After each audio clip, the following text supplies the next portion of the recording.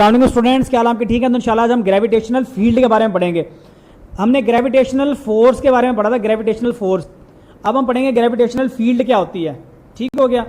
तो हमें न्यूटन का लॉ ऑफ ग्रेविटेशन पता है।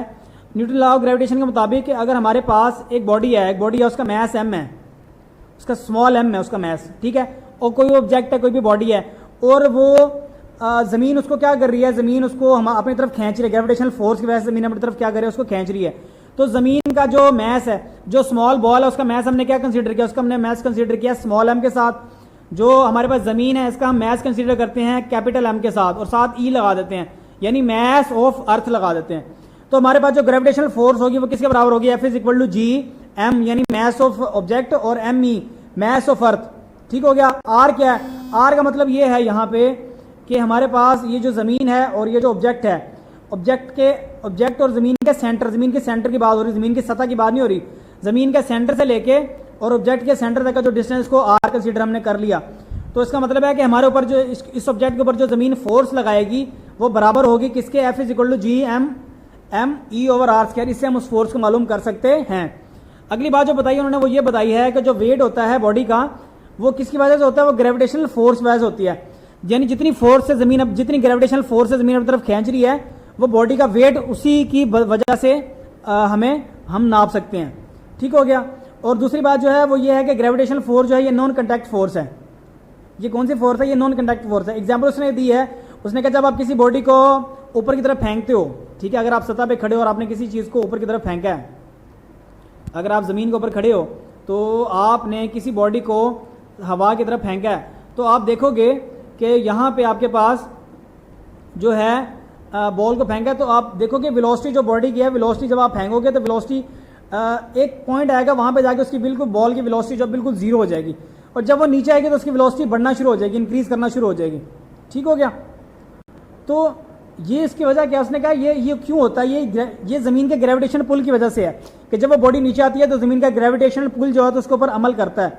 तो इसको हम कहते हैं, ये जो फोर्स है वो लिखा हुआ है, this is due to gravitational force of pull of earth acting on a body whether body is contact, चाहे वो बॉडी जो है वो ज़मीन के ऊपर पड़ी हो या ज़मीन के ऊपर ना पड़ी हो।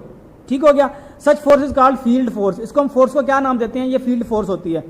ठीक हो गया। It is assume that the gravitational field exert all around the earth. Field जो है वो भी ज़मीन की तरफ, तो चारों तरफ क्या है, ग्रेविटेशनल फील्ड ज़मीन की तरफ क्या है, फैली हुई है, तो एक्ट करती है। This field is directed toward the centre of earth, और ये इसकी डायरेक्शन किसकी तरफ होती है, ज़मीन के सेंटर की तरफ होती है। आप ये देखें, यहाँ पे आपको ये नजर आ रहा होगा, ये ग्रेविटेशन फील्ड है। फील्ड की देखें डायरेक्शन किसकी तरफ है, ज़मीन के सेंटर की तरफ है।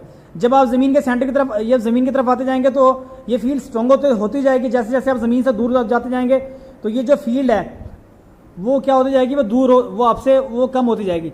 ये देखें ना, अगर आप अर्थ है और अर्थ के गिर्द एक फील्ड है कि कोई भी ऑब्जेक्ट उस फील्ड में आएगा तो वो अर्थ उस ऑब्जेक्ट को अपनी तरफ क्या करेगी, खींचेगी। ठीक है। ग्रेविटेशनल फोर्स और चीज़ है, ग्रेविटेशनल फील्ड और चीज़ है। दोनों में जो है आप उसमें उसको इकट्ठा ना कीजिएगा। ग्रेविटेशनल फील्ड क्या है कि ज़मीन के गिर्द जो है फैली हुई एक फील्ड है कि वहाँ पे जो भी ऑब्जेक्ट आएगा ज़मीन उसको अपनी तरफ क्या करेगी, उस फील्ड में जो भी आएगा उसको अपनी तरफ क्या करेगी, खींचेगी। किसके साथ खींचेगी, ग्रेविटेशनल फोर्स के साथ खींचेगी। ठीक हो गया। आगे देखें, लिखा हुआ है, तो in gravitational field of earth the gravitational force, जो ग्रेविटेशनल फोर्स होती है पर यूनिट मैस एक्ट करती है, उसको हम क्या कहते हैं, the gravitational field per unit, gravitational force per unit mass जो होती है उसको हम क्या कहते हैं, gravitational force per unit mass हमारे पास अगर हो तो उसको हम क्या कहते हैं, ग्रेविटेशनल फील्ड स्ट्रेंथ पढ़ते हैं उसको हम। और इसकी वैल्यू होती है वो कितनी होती है, 10 न्यूटन पर केजी। 10 न्यूटन पर केजी इसका यूनिट होता है, ये वैल्यू फिक्स होती है। आप इसको खुद भी पढ़िएगा ताकि आपको इसको मजीद समझने में आसानी हो। Thank you. अस्सलाम वालेकुम स्टूडेंट्स, इंशाल्लाह आज हम फिजिक्स क्लास 10th, इसमें हम इंटेंसिटी ऑफ साउंड के बारे में पढ़ेंगे। तो ये भी एक साउंड की खसूसियत है। इसमें क्या है, इसका डेफिनेशन देखें, लिखा हुआ है sound energy passing per second, यानी साउंड की जो एनर्जी है वो एनर्जी जो है वो पास कर रही है पर सेकंड, एनर्जी पास कर रही है per second. Sound energy passing per second through a unit area, एक एरिया से पार कर रही है। Held perpendicular to direction of propagation of sound waves, यानी जो साउंड ऑफ वेव हैं, जो साउंड की वेव हैं उनके परपेंडिकुलर रखा है हमने उसको एरिया को। ठीक है। ये साउंड की वेव्स हैं, ये साउंड वेव हैं, ये हमारे पास एक यूनिट एरिया है, और जब हमारे पास ये साउंड की जो वेव्स हैं ये इसके थ्रू पास करती हैं तो इनकी energy, sound energy passing per second, तो एनर्जी पासिंग पर सेकंड जो होगा वो हमारे पास क्या कहलाएगी, इंटेंसिटी कहलाएगी। ठीक हो गया। और ये जो है वेव जो है इनकी डायरेक्शन इसके क्या होनी चाहिए, परपेंडिकुलर होनी चाहिए।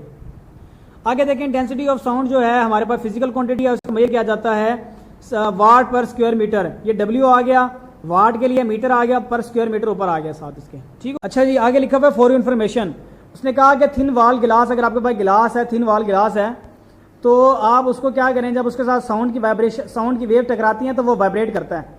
जब उसके साथ साउंड की वेव टकराती है तो गिलास क्या करता है, वाइब्रेट करता है। इस फिनोमिना को, इसको रेजोनेंस कहते हैं। इसको क्या कहते हैं, रेजोनेंस। कई आर्टिस्ट जो हैं, कई जो सिंगर हैं, वो क्या कर सकते हैं, कैन प्रोड्यूस, इस तरह की साउंड प्रोड्यूस कर सकते हैं जिनकी मखसूस फ्रीक्वेंसी हो, पर्टिकुलर फ्रीक्वेंसी हो। तो उससे क्या होगा, गिलास वाइब्रेट करेगा, क्योंकि उसकी फ्रीक्वेंसी पर्टिकुलर है, मखसूस फ्रीक्वेंसी है।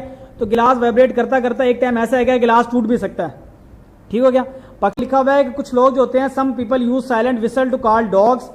कुछ लोग जो होते हैं वो साइलेंट विसल का इस्तेमाल करते हैं। साइलेंट विसल, विसल आपको पता है सीटी, साइलेंट यानी उसकी आवाज नहीं होती, यानी उसकी आवाज जो है वो इंसानों को सुनाई नहीं देती, लेकिन जो डॉग्स होते हैं वो उनकी आवाज सुन सकते हैं, क्योंकि डॉग की जो फ्रीक्वेंसी होती है वो होती है 20,000 हर्ट्ज से लेकर 25,000 हर्ट्ज तक।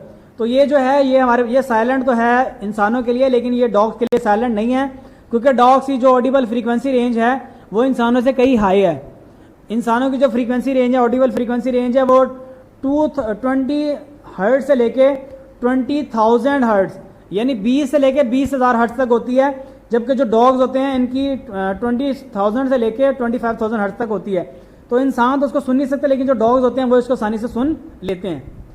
तो इसको आप लोग खुद भी पढ़िएगा ताकि आपकी अच्छी प्रैक्टिस हो चुके। Thank you. अस्सलाम वालेकुम स्टूडेंट्स, क्या हाल आपके, ठीक है। तो इंशाल्लाह आज हम रिव्यू एक्सरसाइज नंबर 4, इसका क्वेश्चन नंबर 8 का पार्ट नंबर 1 देखते हैं। इसमें लिखा हुआ है square root A square plus 2 plus square root A square minus 2, square root A square plus 2 minus square root A square minus 2, ठीक है। फर्क आप देख लें खुद, यहाँ पे प्लस है, यहाँ पे क्या है, माइनस है। यहाँ पे क्या है, प्लस है, यहाँ पे क्या है, माइनस है, और दरमियान में यहाँ प्लस है और यहाँ पे क्या आ रहा है, माइनस आ रहा है। क्वेश्चन को और से देख लीजिएगा।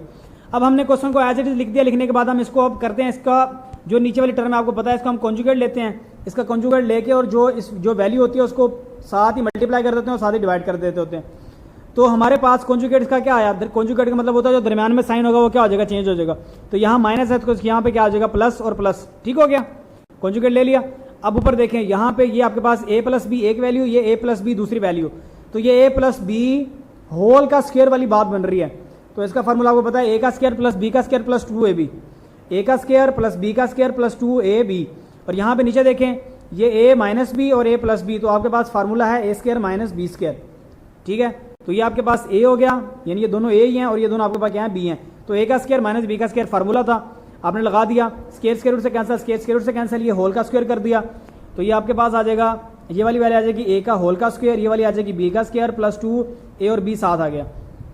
और ये वाली वैल्यू आपको पता है a square minus b square, square square root से कैंसिल, स्क्वायर स्क्वायर रूट से कैंसिल, साइन चेंज हो जाएंगे, a square plus 2 as it is आ गया, माइनस a स्क्वायर और ये plus minus minus minus plus 2 हो गया आपके पास, ठीक हो गया। ये स्क्वायर, ये वैल्यू जो है इसको नीचे उतार लिया, a square plus 2 a square minus 2 plus ये वैल्यू एज इट इज आ गई। यहाँ पे अंदर देखें ये भी फार्मूला बन रहा है, a square minus b square वाला, a plus b a minus b वाला बन रहा है फार्मूला, ठीक है। a square minus b square लगा दिया, जो कटते उनको काट दिया, तो 2a स्क्वायर माइनस 2 बच गया, यहाँ पे a की पावर 4 माइनस 4 बच गया। और यहाँ पे देखें, यहाँ भी 2 है, यहाँ भी 2 है, 2 कॉमन आ गया, a square minus square root a4 minus 4 बच गया, 2 1 जा 2 2 2 जा 4, तो आपके पास आंसर आ जाएगा a स्क्वायर माइनस a की पावर 4 माइनस 4 ओवर 2। ये आप इसकी प्रैक्टिस कीजिएगा, इंशाल्लाह आपको समझ आ जाएगी इसकी मजीद अच्छी। Thank you. अस्सलाम वालेकुम स्टूडेंट्स, क्या हाल आपके, ठीक हैं। तो इंशाल्लाह आज हम क्लास 10 इसमें क्वेश्चन नंबर 8 हम देखते हैं मैथ का। इसमें लिखा हुआ है square root 4a plus x minus square root a minus x और is equal to square root a। हमने क्वेश्चन को एज इट इज लिख लिया, लिखने के बाद हमने दोनों तरफ स्क्वायर ले लिया, इधर भी स्क्वायर ले लिया और इस साइड पे भी हमने स्क्वायर ले लिया, ठीक है। यहाँ पे आपको पता लग रहा है। अब यहाँ पे देखें, ये a है और ये आपके पास क्या है, b है, तो a माइनस बी होल का स्क्वायर वाला फार्मूला आना है, ठीक है। ये किसके बराबर होता है, a का स्क्वायर प्लस b का स्क्वायर माइनस 2ab, और ये इसका जो स्क्वायर है इसके साथ एज इट इज आ गया। यहाँ पे देखें, ये जो आपने यहाँ पे स्क्वायर लिया था, ये स्क्वायर स्क्वायर रूट से कैंसिल, ये स्क्वायर रूट से कैंसिल, ये 4a प्लस x साथ आ गया और plus a minus x as it is आ गया। अब यहाँ पे देखें, ये दोनों वैल्यूज ब्रैकेट के अंदर हैं, तो हमें रूल पता है कि अगर दोनों वैल्यू के ऊपर अगर स्क्वायर रूट लगा हुआ है तो हम उनको इकट्ठा करके लिख सकते हैं, मल्टीप्लाई लेकिन लगाना होगा दरमियान में। तो ये 4a प्लस x इंटू का मतलब मल्टीप्लाई होता है, और ये a minus x equal to a square root से कैंसिल, तो a बच गया खाली। यहाँ पे ये इसको इकट्ठा करेंगे 4a और 5, ये 4a प्लस ये 5a बन जाएगा। यहाँ पे माइनस ये जो है आपके पास plus X minus X cancel हो गया, और ये जो -2 साथ आ गया, यहाँ पे 4a और इसको अंदर मल्टीप्लाई करेंगे तो आपके पास 4a square minus 4ax plus ax minus X square आ जाएगा। इसको आप अगर अरेंज करेंगे 5a को वहाँ ले जाएंगे, और यहाँ पे आप इसको प्लस माइनस जो करते हैं उनको काट के या प्लस माइनस करके जो बचते हैं उनको आप अरेंज करके ऐसे लिख देंगे। ये आ जाएगा आपके पास 4a square minus 3ax minus x का स्क्वायर। तो यहाँ पे आपको क्योंकि आपने ये वाली वैल्यू चाहिए आपको, तो आपने क्या किया, दोनों तरफ -2 को डिवाइड कर दिया। अब यहाँ पे आगे क्या होगा, आगे आपके पास ये वैल्यू आ गई, 2 वहाँ पे चला गया, यानी यहाँ पे आपके पास क्या था, ये 2 से कैंसिल, 2 2 ज़ार 4 माइनस माइनस खत्म, तो 2a बच गया आपके पास। ठीक हो गया। यहाँ पे देखिए taking square on both side, इधर भी स्केयर लेंगे इधर भी स्केयर लेंगे, ये स्केयर रूट से कैंसिल, ये से करेगा तो 2 2 ज़ार 4a स्केयर हो जाएगा, ये 4a स्केयर। यहाँ पे ब्रैक ये इक्वल को साइड बता, तो इक्वल को साइड पे लेके जाएंगे तो माइनस का साइन आ जाएगा, और ये वैल्यू एज इट इज नीचे आ गई। अब यहाँ पे देखिए ये 4a स्केयर है, ये -4a स्केयर है, दोनों कैंसिल आउट हो गए, तो ये बची आपके पास। इसमें से आपने अब x की वैल्यू प्लस होनी चाहिए, तो आपको क्या करोगे, दोनों वैल्यू माइनस के, तो आप -1 से डिवाइड कर दोगे, तो ये बन जाएगी 3ax plus 3ax plus x का स्केयर इज इक्वल टू 0। अब इनमें से दोनों में से x कॉमन आता है, x कॉमन ले लिया तो 3a plus x is equal to 0 आपके पास बच गया। आगे देखें, x इज इक्वल टू 0 आ गया, और यहाँ पे आ गया x plus 3a is equal to 0, तो x माइनस 3a और x इज इक्वल टू 0, ये आपके पास दो वैल्यूज आ गई। अब आपने चेक लगाना है, चेक लगाने के लिए आपने क्या किया, x is equal to 0 put किया इक्वेशन नंबर 1 में, जहां जहां इक्वेशन नंबर 1 में x था वहां क्या लगा दिया, 0 लगा दिया आपने। ठीक है, तो ये हो गया 4a, और यहाँ पे हो गया -a into square root a as it is आ गया। 4 जो है ये 2 का स्केयर होता है, तो आपके पास 2 का स्केयर हो गया, तो ये स्केयर रूट से कैंसिल, 2 बाहर आ गया, और यहाँ पे स्केयर रूट a जो है एज इट इज रहा, ये भी एज इट रहा, ये नीचे एज इट इज आ गया। तो 2 square root a minus 1 square root a, 2 में से 1 सब्ट्रैक्ट किया 1 बच गया, तो 1 square root a is equal to ये, तो हमारे पास ये जो है ये हमारे पास ट्रू है जी। तो यहाँ पे हमने put x is equal to -3a कर दिया पुट इक्वेशन में, क्वेश्चन नंबर 1 में जो हमने स्टार्ट में की थी लेट। तो यहाँ पे जहाँ जहाँ x है वहाँ -3a लगा देना है, तो वहाँ पे हमने -3a लगा दिया, यहाँ भी 3a आ गया, और यहाँ पे a आ गया एज इट इज।